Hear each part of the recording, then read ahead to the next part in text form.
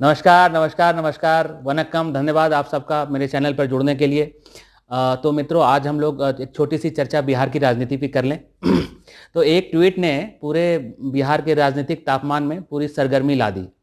तो जैसा आपको मालूम है, कल शाम में करीब 8 साढ़े 8 के आसपास सुशील मोदी, जो बिहार के पूर्व उप मुख्यमंत्री हैं, उन्होंने एक ट्वीट किया। तो उन्होंने क्या ट्वीट किया?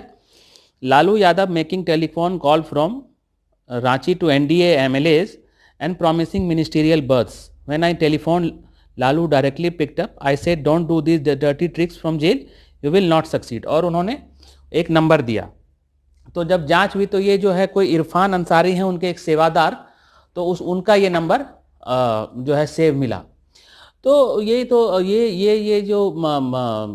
जो एक्सपोजे हुआ, ये तो पिछले कई महीनों से सबको मालूम था कि जो लालू जी जो है एक तरह से एक 5 स्टार ट्रीटमेंट मिल रहा है उनको रांची में, और जो रिम्स के डायरेक्टर का बंगला है और वो वहाँ पे रह रहे हैं क्योंकि डॉक्टरों की सलाह पर, क्योंकि कहा गया कि उनके स्वास्थ्य में निरंतर गिरावट आ रही है, तो जेल से उनको किसी अच्छी जगह पे शिफ्ट किया जाए, और कोविड के कारण भी।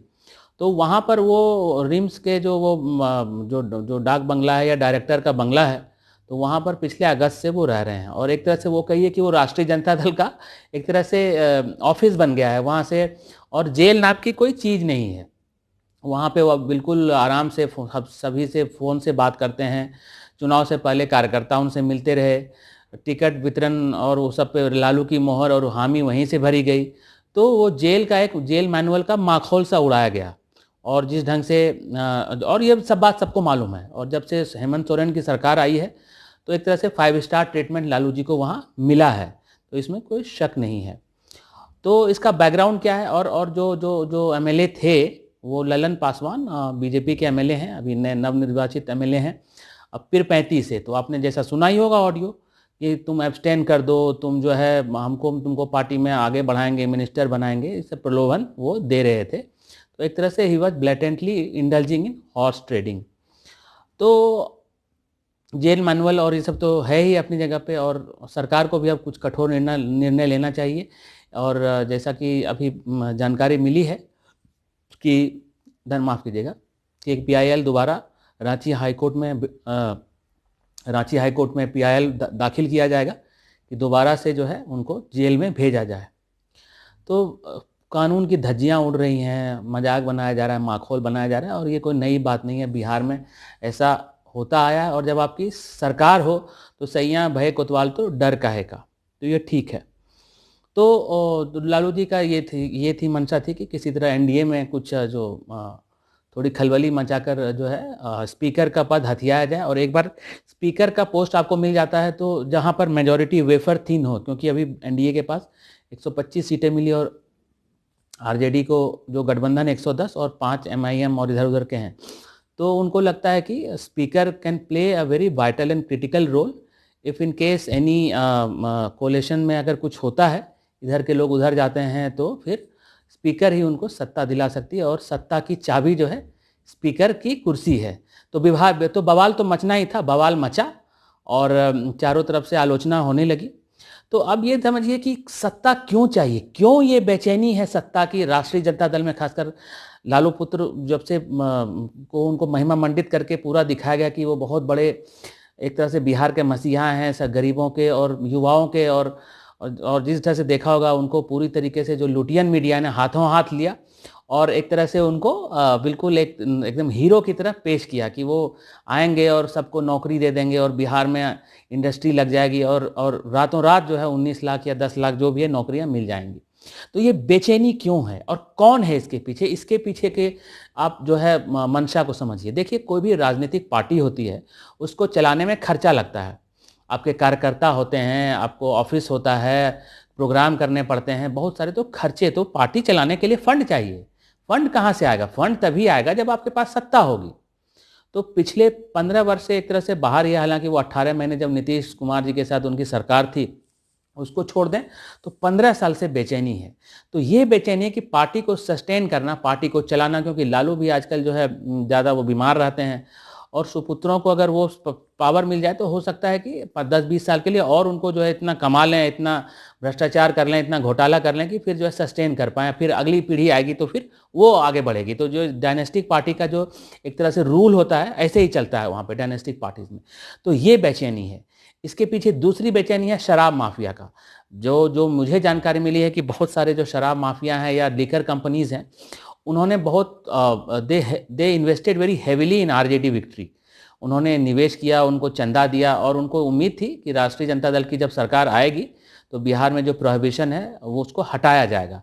तो उनका भी स्टेक काफ़ी हाई था और वो भी चाहते हैं कि येन केन प्रकारेण जो है 1-2 का 4, 4-2 को 4-2 का 1 करके यहाँ पर पार्टी सत्ता में आ जाए। तो ये बेचैनी है वहाँ पे। और तीसरी है कि लुटियन मीडिया जो जो एक तरह से आप देखिए कि एक तरह से एक्सपोज तो हो ही चुकी है, उनको कोई पूछता नहीं है। तो एक राज्य सरकार मिल जाएगी तो वहाँ से उनको एडवर्टीजमेंट मिलेगा, उनकी पूछ होगी और एक तरह से दिखाने के लिए एक तरह से उनका ईगो भी सेटिस्फाई होगा कि चलो एक जगह मोदी तो हारा। तो बहुत सारे फैक्टर्स हैं जो पर्दे के पीछे से काम कर रहे हैं कि केन केन प्रकारेण किसी तरह से राजद की सरकार बन जाए। लेकिन मित्रों, एक चीज़ मैं आगाह करना चाहता हूँ, हालांकि ये विक्ट्री जो है, the victory of the BJP and victory of NDA बहुत बहुत कम मार्जिन से, यानी आप अगर वोट परसेंटेज के हिसाब से लीजिए तो 0.03% है। लेकिन आप ये समझिए कि बिहार जो कि बॉर्डर का भी अगर कहिए तो बॉर्डर नेपाल का, बॉर्डर नेपाल हो गया, बांग्लादेश हो गया और एक तरह से चाइना के जो कॉरिडोर है वो चिकन नेक उसके पास भी है। तो बहुत ही जो जो ज्योग्राफी है बिहार की वो बहुत सेंसिटिव है। और अगर महागठबंधन की सरकार बन जाती, मान लीजिए किसी तरह से येन केन प्रकारेण, तो उसमें कौन कौन कंस्टिट्यूएंट होते? गुंडागर्दी करने वाली पार्टी राष्ट्रीय जनता दल, जिसके डीएनए में ही भ्रष्टाचार और गुंडागर्दी है, बहुत उग्र है, उनके डीएनए में ही है ये। दूसरा आप कांग्रेस, जिसका नाम है भ्रष्टाचार का दूसरा नाम सी फॉर कांग्रेस और सी फॉर कौन है। तीसरा भकपा माले, जो आपके ये टुकड़े टुकड़े गैंग हैं और ये जितने तरह के आपके नक्सलाइट्स हैं वो हैं ये लोग जो है। और चौथा ओवैसी की पार्टी, जो कि एक तरह से कहिए जिन्ना का दूसरा अवतार है। तो आप समझिए बिहार जैसा पिछड़ा राज्य जो कि बिल्कुल वैसे कॉरिडोर पे जो जहाँ पर है इसकी लोकेशन, और यहाँ पर अगर नक्सलाइट पावर में आ जाए, यहाँ पे अगर भ्रष्टाचारी पावर में आ जाए, यहाँ पर अगर एक तरह से गुंडागर्दी करने वाली पर, तो बिहार का क्या होगा। और मैंने अपने पिछले वीडियो में आपको बताया था कि 15 साल जो बिहार ने दंश झेला लालू के जंगल राज का, और इस जंगल राज का डिफिनेशन किसी बीजेपी या जेडीयू ने नहीं दिया था, माननीय उच्च न्यायालय पटना हाईकोर्ट ने दिया था। तो वो दौर वापस आ जाता और आपने देखा किस प्रकार से चुनाव हारने के बाद ये लोग जो है इलेक्शन कमीशन पर पक्षपात का आरोप लगाने लगे और पूरा इनका लुटियन मीडिया जो है उसको बिल्कुल जो है प्रमोट करने लगा कि सच में, लेकिन कि ईवीएम में धोखाधड़ी हुई। तो आप जब हार जाए तो ये धोखा हो गया और जीत जाए तो जो है फिर ईवीएम में सब कुछ है, तो ऐसे तो नहीं चलेगा। तो आप समझिए कि बिहार एक बहुत बड़ी त्रासदी से बच गया और इस त्रासदी की विभीषिका आप समझ नहीं सकते हैं। इसीलिए फर्स्ट फेज ऑफ पोलिंग के बाद जब लगा कि राजद को बढ़त है और बीजेपी लोग जो थोड़ा सा डबल गेम खेल रहे थे, चिराग पासवान को सपोर्ट कर रहे थे, उनको समझ में आ गया कि ये डेंजरस गेम होता जा रहा है। इसीलिए सेकेंड फेज और थर्ड फेज ऑफ पोलिंग में एनडीए ने काफ़ी अच्छा प्रदर्शन किया और लोगों ने भी बढ़ चढ़कर वोट दिया, और खासकर महिलाओं ने, क्योंकि उनको समझ में आ गया कि एक बार जंगल राज की वापसी आ गई तो फिर बिहार गर्त में चला जाएगा। तो ये वो कारण रहा जिसके कारण जो है छोटे से मार्जिन से ही सही, लेकिन बीजेपी दोबारा चुनाव जीत गई। इस इंसिडेंट से ये भी सिद्ध होता है कि सुशील मोदी की बहुत ज़्यादा ज़रूरत है बिहार में। हालांकि उनको पार्टी ने नहीं बनाया डिप्टी सीएम, और मैं भी मानता हूं कि सही किया। लेकिन सुशील मोदी एक ऐसे व्यक्ति हैं जो लालू से बहुत मजबूती के साथ लड़े, और जब भी लड़े बिल्कुल फैक्ट्स पर, फिगर्स पे, तर्क पे और स्टैटिस्टिक्स और डिटेल्स के साथ लड़े।